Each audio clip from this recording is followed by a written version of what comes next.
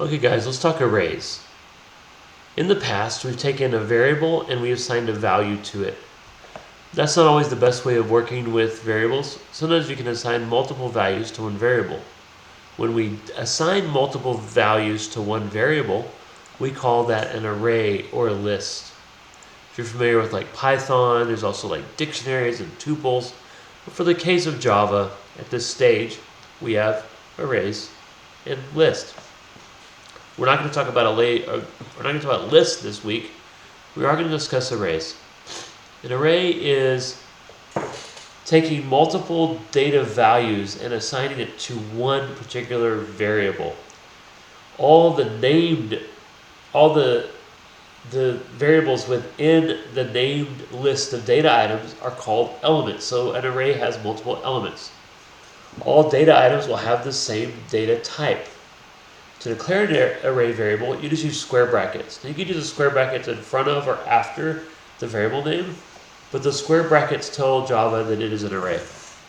You can also reserve memory space, and you just, on the right side of the equal sign, you add a integer within the square brackets, and it gives you that reserved memory space.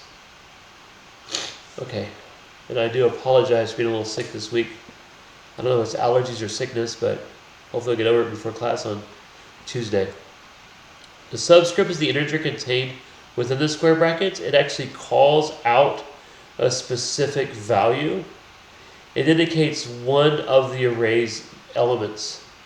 A subscript that is too small or too large for the array is out of bounds. An array's elements are numbered beginning with 0. You can legally use any subscript from 0 through 19 when working with an array that has 20 elements. When working with an individual array element, treat it the same as a single variable of the same type.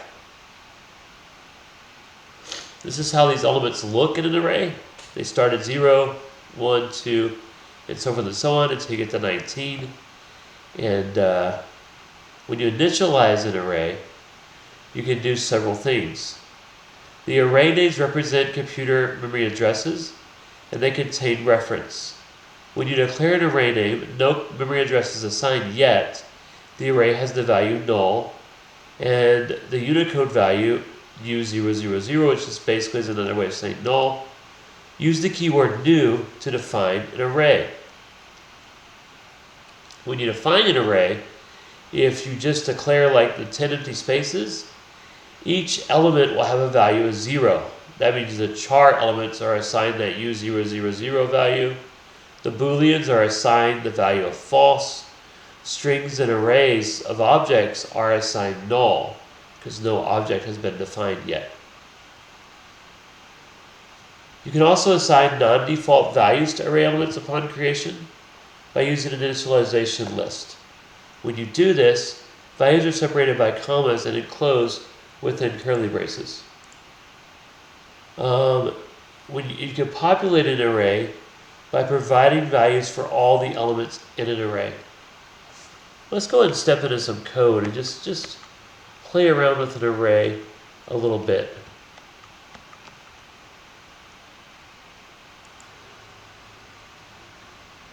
Okay, so we're going to go ahead and jump in and do a demo array.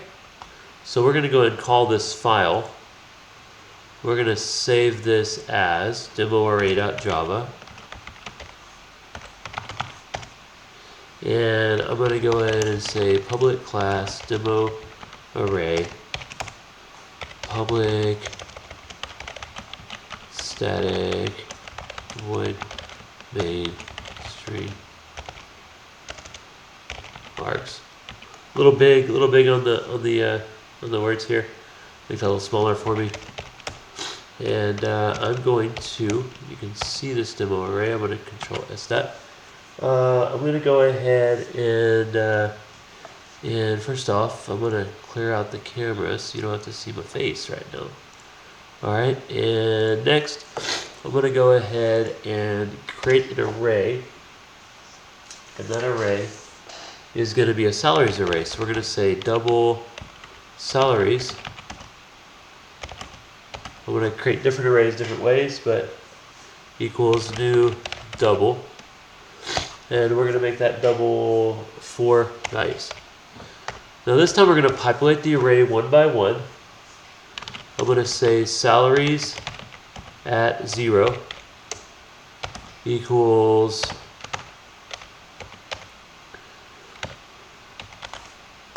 right. Let me just make this an hourly pay instead. So we'll give this person $55.56. Okay.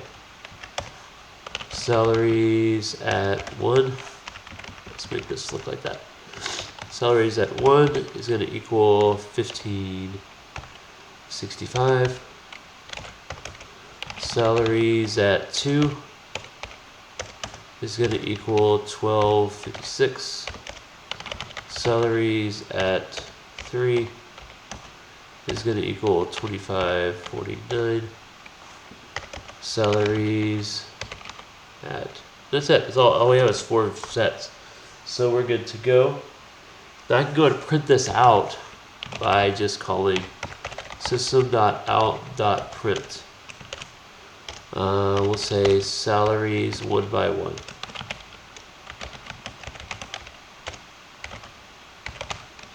Alright. And then we're going to just system.out.print line. And we'll just print salaries 0, salaries 1, salaries 2, like that.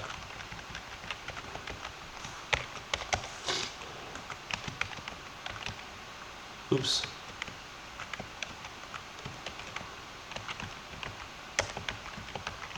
Now let's go ahead and change that to 1, to 2, and to 3. Alright. I am going to run this, and you will see it is now been saved. I'm going to documents. This is unit. I'm in unit 6, so CD unit 06 data files. I think that's what I got it as. Code and figures. dir. You can see I have at the bottom, I have this is going to be demo array. So I'm going to compile demo array.java, and then I'm going to run demo array. And you will see it prints out all the salaries one by one. Okay, now obviously that's really a bad way to traverse an array. You can change this to just iterate through the array with a for loop. You already know how to do that. You can say for int I equals 0, I is less than salaries.length. And then you can just iterate with I++. And when you do that, you only need to have one print function. You can print it this way. And you just change 0 for I. And you get a very similar program, in fact, actually the same program. Just so I'll go ahead and compile that again, and I'll run that again, and you can see same program. This is a lot less complex to run, a lot easier, by redacting that to a for structure.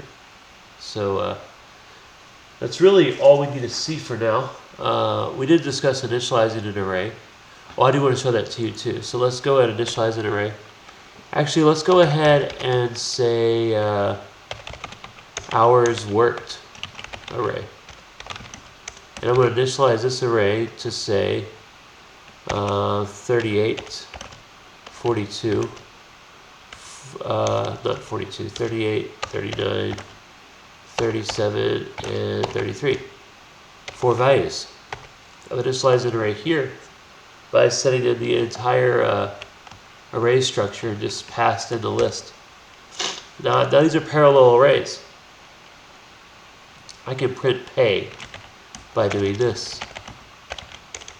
By using these parallel arrays and printing the week's salary.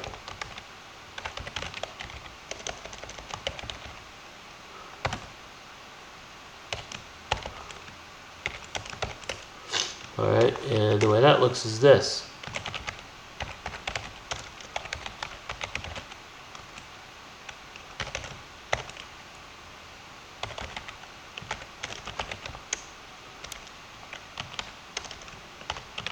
week's salary plus, put a colon there, plus hours worked at I times salaries at I. And yeah, I'll go ahead and hit this here so you guys can see that right there. So it just adds that together there. It concatenates the hours worked at salary on each line. So I'm going to go ahead and save this and once again compile it and run it.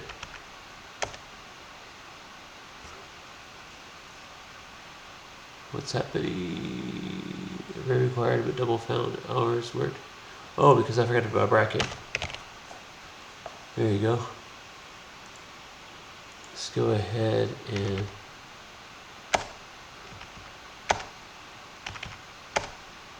can see how that looks. For each of the salaries, it worked out really well. We'll go ahead and stop the video here. You can see I initialized salaries two different ways, but we'll stop the video here, and that's it.